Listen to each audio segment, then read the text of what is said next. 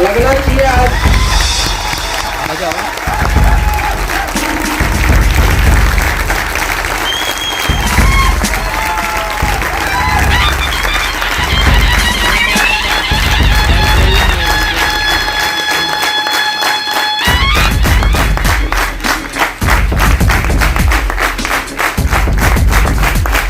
धन्यवाद। नाम विजय मौर्य। इस बिजनेस से पहले मारुतिपुर में टपाल बांटने का काम करता था। इनकम की बात करूं तो मात्र 1700 रुपया। एजुकेशन की बात करूं तो 10वीं में रस्टिकेट। ये बात मैं इसलिए बता रहा हूं कि अभी जब मैं अंदर आया तो वहां पुलिस वाले खड़े थे तो मेरे को डर लग रहा था कि आज भी पकड़ने के लिए तो नहीं आया। क्योंकि जब मैंने 10वीं के अंदर किसी और लड़के को बिठा दिया था तो मुझे स्पेशली लेने के लिए आए थे गाड़ी लेके और पुलिस स्टेशन लेके गए थे। और उसके बाद काफी सारी कार्रवाई हुई और फिर कार्रवाई होने के बाद मेरी जो एलसी है ना उसके ऊपर सिग्नेचर मारा गया है, लाल सिग्नेचर, कि आपको इंडिया के अंदर किसी भी स्कूल के अंदर एडमिशन नहीं मिलेगा। और जब ये बात हो गई, होने के बाद फिर मेरे घर में आने के बाद मेरे पापा ने, मेरी मम्मी ने हर प्रकार का जो गाली गलौज है या मार तोड़ है वो सब कुछ हुआ। फिर पता चला कि अब क्या करें। लाइफ के अंदर एक ही बात समझ में आती थी कि भाई पढ़ो लिखो, पढ़ लिखने के बाद नौकरी करो, पढ़ लिखने के बाद नौकरी करो, पढ़ लिखने के बाद नौकरी करो, अरे पर जो पढ़ा लिखा नहीं है वो क्या करेगा? जिसके पास एजुकेशन नहीं है वो क्या करेगा? वो कोई नहीं बताता। वो कोई समझाता नहीं था कि भाई कुछ नहीं, आप नहीं पढ़े लिखे हो, आपका पढ़ने में दिमाग नहीं चलता तो आप कुछ और कर लोगे। ये आज तक मुझे किसी ने सिखाया। बात एक ही बात बार बार आके अटकती थी कि भाई पढ़ लिख लेता तो अच्छा होता, पढ़ लिख लेता तो अच्छा होता, 10वीं पास हो जाता तो अच्छा होता, 12वीं पास हो जाता तो अच्छा होता, तुझे अच्छी नौकरी मिल जाती, अच्छी नौकरी मिल जाती, अच्छी नौकरी मिल जाती और नौकरी के बाद तेरे को अच्छी छोकरी मिल जाती। बस ये बात दिमाग में इतनी बार फिट कर दी गई कि कोई व्यक्ति ऐसा बताना ही नहीं चाहता कि भाई तू पढ़ा लिखा नहीं होता तो भी तू अमीर बन सकता है, तेरे में वो टैलेंट है, तू कर सकता है। ये कोई इंडिया के अंदर मुझे आज तक बताने वाला मिला नहीं था। जब पापा रिटायर होने के बाद बड़ोदरा 4 रस्ते पे आया, फिर बोला पापा भाई नौकरी करो, नौकरी करो। मैं बोला नौकरी करने जाता हूँ तो सबसे पहले 2 जगह पे बायोडेटा मांगते हैं, एक तो नौकरी और एक तो छोकरी। ये दोनों जगह पे पहले बोलते हैं बायोडेटा भेजो, बायोडेटा। अरे भाई बायोडेटा क्या भेजू? लाल सिग्नेचर वाला बायोडेटा भेजू कि भाई मैं रस्टिकेट हूँ, कौन नौकरी देगा? समझ में नहीं आता था। किसी दोस्त ने जुगाड़ करके प्राइवेट में मारुतिपुर में टपाल बांटने का नौकरी दिया। 1700 रुपया पगार था। पापा ने जुगाड़ करके लेन देन करके शादी भी करवा दिया और शादी उस लड़की से करवाया जो मेरे से ज्यादा पढ़ी लिखी। अब आप सोचो कि जिसकी बीवी पढ़ी लिखी हो और उसको अगर पता चल जाए कि तुम्हारी डिग्री क्या है तो क्या हाल होता होगा, वो हाल मेरा हुआ। और 1 महीना 2 महीना 3 महीना हर बार रोड पे जाके देखता था कोई 4 व्हीलर घुमा रहा है, कोई 2 व्हीलर घुमा रहा है, मेरे पास साइकिल का भी ठिकाना नहीं। मैं हमेशा सोचता था कि कभी तो मेरे पास साइकिल होगी, कभी तो मेरे पास 2 व्हीलर होगी। 2 व्हीलर से ऊपर सोचता ही नहीं था कि मेरे को लगता था कि कोई 1700-1800 खाली 5000 की नौकरी भी दे दे तो अच्छा लगेगा। करे क्या समझ में नहीं आ रहा था।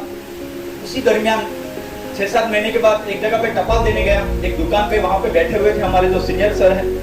मैं आज उनको गुरु नहीं भगवान की जगह पे मानता हूं। अगर वो उस दिन अगर वहां नहीं मिले होते, उन्होंने मुझे ये रास्ता नहीं बताया होता कि उन्होंने, मैं वहां गया टपाल देने के लिए, वो बहुत खुश हुए। मैं उसी में लगभग पहले आरसेल के जो चेक आते थे वो चेक मैं उनको देने गया था। मैंने उनको पूछा, मैं बोला सर इसमें क्या है? आप बहुत खुश हो गए। बोले पैसा है। मैं बोला सर किस चीज का? बोले ये जो चीजें है ना, नमक हल्दी मिर्ची आटा बाटा, ये खाने से पैसा आता है। मैं बोला सर नहीं मिला आपको पूरे दिन? खाने से कभी पैसा आता है?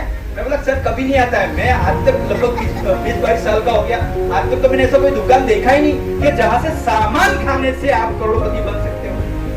मैं बोला सर ये पॉसिबल नहीं है। फिर भी उन्होंने मुझे प्लान दिखाया, क्योंकि हादसे वाला व्यक्ति वो बंदा है कि अगर कोई बंदा आके पूछ ले क्या करते हो तो छोड़ता नहीं, वो प्लान दिखाता ही दिखाता। तू समझे या क्या ना समझे, तू देख प्लान दे। उन्होंने मुझे प्लान दिखाया, समझाया कि ये दुकान है, ये कंपनी है, बीच वाले लोग पैसा खाते हैं, वो पैसा आपको मिलेगा। सब ऊपर से जा रहा, दिमाग में कुछ नहीं जा रहा, क्यों? मैं सुनना ही नहीं चाहता। क्योंकि मुझे विश्वास नहीं था कि ऐसा कोई सिस्टम हो सकता है कि जहां से सामान खाने से आदमी पैसा वाला बन सकता है। पॉसिबल ही नहीं है। पर मेरी आदत थी, मैं घर पे गया, घर पे जाने के बाद मेरी जो इकलौती एक वाइफ थी मैंने उनको जाके बताया, मैं बोला यार एक साहब मिले थे, वो बोल रहे थे कि यहाँ से सामान खाने से पैसा आता है। तो उन्होंने मेरी बीवी ने मेरे को एक सवाल पूछा, बोले पैसा भरने का बोला? बोला नहीं, पैसा भरने का नहीं बोला। तो बोले क्या बोला? बोले सामान खाओ तो पैसा आएगा। तो फिर तुम्हारे बाप का क्या जा रहा है? देखो कि देखो मेरी बीवी पढ़ी लिखी थी, तो मुझे सवाल का जवाब दिया, तो तुम्हारे बाप का क्या जा रहा है? दुकान बना दो ना। बोले चलो, संडे का दिन था, गए, जाने के बाद दुकान पे से सामान लिया, सामान लेने के बाद वहां से सामान खाना चालू किया। तीसरे महीने 512 रुपया आया। हो गया 9वीं तक 10वीं तक पढ़ाई करने के बाद, यानी भले रस्टिकेट वाला हो पर 10 साल तो निकाला ना साहब, वो 1700 रुपया होगा। और यहाँ से सामान खाने से 512 रुपया, मेरे तो दिन में तारे दिखने लगे। मैं बोला यार बात सही है, इसको करने जैसा। सर के पास गया, सर को मैंने बताया, बोला सर इसमें आगे क्या करना पड़ता है? बोले एक काम करो, खाओ और खिलाओ। क्या बात करूं सर, खाओ और खिलाओ? बोले हाँ। तो मैं बोला सर भारत के लोग मानेंगे? बोले माने या ना माने, अगर आप कभी रोड पे जाते हो, आपके हाथ में 10-15 पत्थर हो ना, तो हम क्या करते, किसी खंबे को निशाना लगाते, किसी खंबे को, भाई एक तो लगेगा। बोला बात तो सही है, आपका काम है, बताते रहो। बोला सर ठीक है। बोले नौकरी धंधा छोड़ना नहीं है, जो 1700 रुपया आ रहा है उसको लगाते रहो, वो चलता रहेगा, बस आप पार्ट टाइम करो। पार्ट टाइम करते करते करते करते सर आज आपके पास हूँ, जिसके पास 2 व्हीलर नहीं था, आप अपनी लगभग तीसरी 4 व्हीलर गाड़ी लेके घूम रहा हूँ, बिल्कुल रिटायर लाइफ से। मुझे समझ में नहीं आता सर, ये सुबह में टिफिन लेके जाना, टिफिन लेके आना, टिफिन लेके जाना, टिफिन लेके, अरे कब तक साहब? ये बात मेरे समझ में, मैंने जहाँ पे अभी मेरा खुद का बंगला लिया है, घर लिया है, वहां पे रोज लोग टिफिन लेके जाते हैं, रोज शाम को आते, रोज लेके जाते, रोज। मेरे को पता समझ में, मेरे को एक ही बात समझ में आती है कि जो मेरे सीनियर सर हैं, उन्होंने मुझे एक बात बताई थी, 1 साल 2 साल 3 साल लगातार कर ले, फिर जिंदगी में टिफिन उठाने का काम नहीं करना पड़ेगा। और इसी तरह से मेरे साथ में या हमारे साथ में जो भी लोग आरसीएम किए, वो लोगों ने ये सिस्टम में जो धीरे धीरे आगे बढ़ते गए, तो उनके पास कुछ इनकम आती है। किसी को 1000 रुपए के आसपास इनकम आया हुआ है। अच्छा, इनके लिए एक बार जोरदार ताली होना चाहिए। 1000 से 10,000 के बीच में सामान खाने से, इनके लिए भी एक बार जोरदार ताली। और मैं अभी आप लोगों के बीच में वो लोगों को बुलाने जा रहा हूं, तो जो लोगों ने ये सिस्टम में जुड़ने के बाद मात्र दुकान बदला, सामान खाया, सामान खाने के बाद एक जिम्मेदारी ली कि मैं रोज लोगों को इसके विषय में जानकारी दूंगा, रोज लोगों को इसके विषय में जानकारी दूंगा, रोज लोगों को इसके विषय में जानकारी दूंगा। और वो काम करते करते करते, उनका एज कोई मायने नहीं रखता है, पर वो एक ऐसे लेवल पे पहुंच गए कि जहां पे वो इस दुनिया में रहे या ना रहे, इनकम हमेशा आता रहे। मिलना चाहोगे?